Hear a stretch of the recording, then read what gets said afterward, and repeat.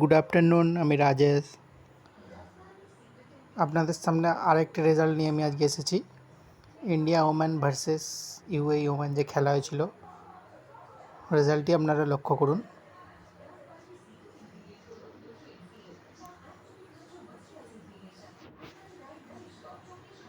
নেটের একটু গন্ডগোল হচ্ছে।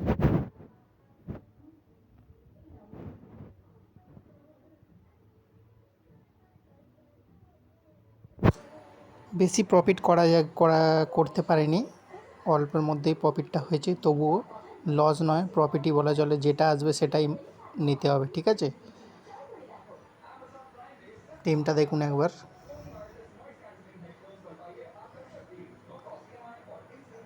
আমি বলেছিলাম কালকে যে সাতীশকে নেওয়ার জন্য, কিন্তু লাস্টে বিশ্লেষণ করে আমি রিচা ঘোষকেই নিয়েছি।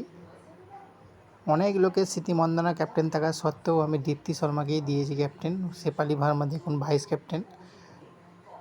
আর কালকে আমি বলেছিলাম কে কুমারী দেওগজা, ওকে ভাইস ক্যাপ্টেন করার কথা। দেখুন পয়েন্টটা দেখুন, 103 পয়েন্ট দিয়েছে, ঠিক আছে? মোটামুটি সবই আমার টিম ঠিকই ছিল। এর মধ্যে একটাই খালি বাদ গেছে, যে হরমনপ্রীত কাউর রান করেছে 5 নম্বরে ব্যাট করতে এসে। 3 নম্বরে ডি হেমলতা ফ্লপ করে গেছে, যার জন্য আমার টিমের র্যাঙ্কিংটা একটু দেখুন, 87 হয়ে গেছে।